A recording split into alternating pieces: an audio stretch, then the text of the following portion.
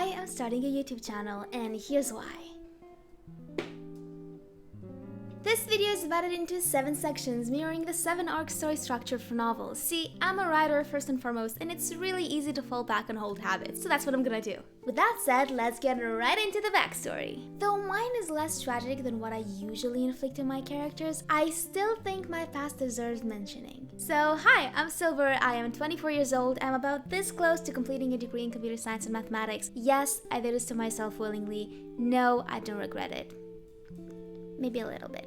I'm kidding, that's actually one of the life choices I'm happiest with. Academia didn't treat me as kindly as I'd hoped, but I did enjoy the majority of the courses I took, cause when you forget to be scared of it, math is pretty freaking cool. I had a passion for creating pretty much since I could talk, and I'm self-taught in frankly too many forms of art. I'm not really good at most of them, but my skills are sufficient for me to achieve whatever it was that I set my mind on initially when pursuing them. So, here's a list of things I'm surprisingly decent at. Drawing, cosplay, doing makeup, bullet journaling, streaming, gaming content, cooking, baking, making, journaling, photography, animation, yeah, that. The only artsy thing that I would consider myself legitimately good at is writing, though. The thing is, I was always discouraged aggressively from pursuing any of those. There's no money in art, you know, and a woman's gotta eat. But here I am, pursuing it. Having a fanfiction with over 100,000 hits on it, making affiliate on Twitch, making TikTok, trying to get my novel published, investing myself in my art. Why is that? I read A Song of Ice and Fire when I was 12 years old. No, it was not appropriate reading material. I don't know what my mom was thinking when she recommended it to me, but here we are. My English was always decent, but it certainly wasn't enough to read a Game of Thrones. So I grabbed a dictionary that was just a little bit smaller than that behemoth of a book and started deciphering it. And I'm not even sure what drove me to do this, but it elevated my English pretty much to the point that it's at now by book 5. Highly recommended method if you're down to decipher a book. I did undergo a mental switch while reading these books though. While previously I accepted my authority figure's spiel about not wasting my time creating, I could no longer be tamed. These novels unlocked something absolutely feral in me, something bloodthirsty, something insatiable, and I've been afflicted with craving ever since. With my mind set, I began creating. I made foam cosplay armor. I learned how to draw and paint. I taught myself how to play the guitar. My interest would come and go though, with only one constant, one fixation that served as the axis around which everything else spun: writing. It's been the only constant through the last 12 years of my life, and perhaps my greatest obsession. It's also the only thing that I would consider myself legitimately good at. Because, yeah, I am great for playing the guitar at campfires, and my drawings are usually anatomically correct, but I'm not really good at either, you know? It took me years to come to terms with the fact that I am a good writer. It's hard for me to say, even now. I feel like an imposter trying to claim the credit of somebody else. But I've had friends and strangers alike express faith in me and praise my skill, and denying that feels like discrediting them, so I won't do it. Being good at something is still a long, long way from actually being able to live off it though, so my journey continues.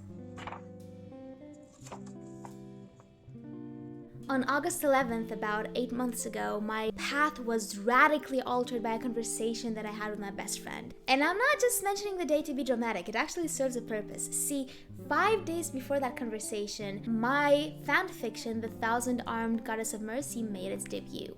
I obviously didn't expect to have thousands of readers, pun unintended, though maybe it should be. The fic started off as a gesture of love from myself to the community that I adore, a sort of attempt to pay back all the fun that I've had reading fanfiction. I picked the narrative fandom specifically because at the time my fight scenes were severely lacking. They weren't terrible, but they just didn't match the level of the rest of my work. And what better way to improve is there than do the stuff you suck at?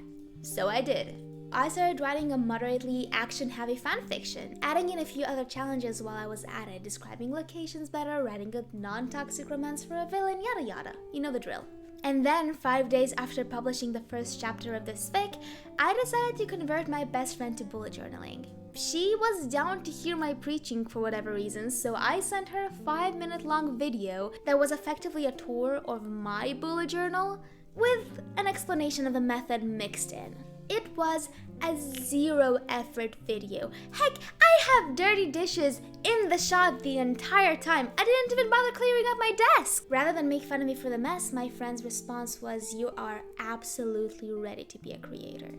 And in her exact words, the video was entertaining as fuck. See, I have this thing where I spend so much of my time writing that I effectively blurt out coherent scripts on the go. She noted how I didn't pause to consider my words during the video, and it was just smooth and fun to watch. But it was the first thing she said that stuck with me.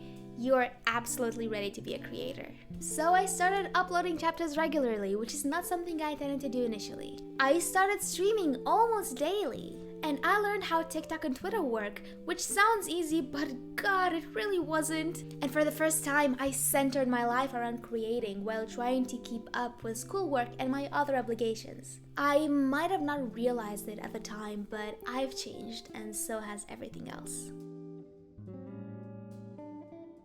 Unlike in novels where the crisis is a timed event, I feel like in this context my crisis is a constant burden that I have to bear. Even after my shift in mindset, I continue to struggle with doubt and worry. Will I ever be able to make it as a creator? Will I ever get a chance to fully commit myself to doing what I love? Or will I keep juggling what brings me joy between prioritizing 1,000 different things? How long can I do this for anyway? Depriving myself of the things that bring me joy is cruel and dangerous and unfortunately necessary. I learned long ago that barring myself from writing for months at a time crushes my mental stability. It's compulsive at this point, and when I don't have an outlet for my passion, I become absolutely miserable. How long until 3 days at the end of every month to write my chapters isn't enough? I got an answer to that in recent weeks actually, when I had to take my foot off the gas to prioritize my exams. It's not a matter of how long. I'm already there. It's a bit of a funny story, but my best friend's workplace is like a 3-minute walk from where I moved to last week, as it happens. So naturally, I paid her a visit. See, my friend and I are in the same profession. We pursue the same degree. I'm nowhere near her level of skill as she is phenomenal at what she does. But walking around her office still felt like glancing directly into my future.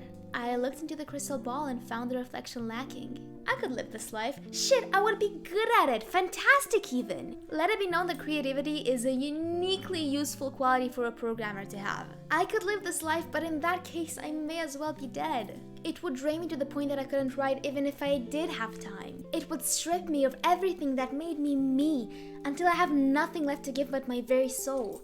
And that, curiously enough, is not a trade that I'm willing to make.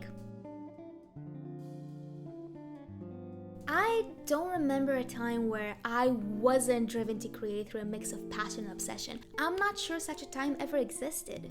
The whole process I went through in recent weeks feels a little bit like being born anew. This is who I always was, though I kept it smothered under layers of obligation and fear. But the real me was always still there, surviving. I don't want to live in denial, nor do I want to be a hypocrite. So now that I finally understand who and what I am, I'm going to try to stay as true to myself as possible. And I'm sure that I'm falter and I'll fail and I'll regret ever shouting my convictions off the rooftops like I'm doing now. But screw that. Even if it ends up being a monumental failure, I did my best. And my best is gonna have to be good enough. The only person I mention in this whole monologue is my best friend. And while she's been incredibly supportive of me throughout this whole process, she wasn't the only one. My family and my culture may have dissuaded me rather aggressively from pursuing this path, but my friends did no such thing. I have a support network that younger me could have only dreamed of, consisting of loved ones and strangers alike. I have people who never met me cheering me on in the comment section of my fanfic, believing in me when I can't muster up the faith. I have a partner who supported every avenue of creation I ever pursued and insists on informing me at every possible opportunity just how in awe he is of me and what I do. I have you, whoever you are, who decided to listen to me open up about a war that I've been fighting with myself for what feels like ages. And I'm very much aware of how fortunate I am to have all this. So yeah, that's about it. I'm excited to see where this path takes me.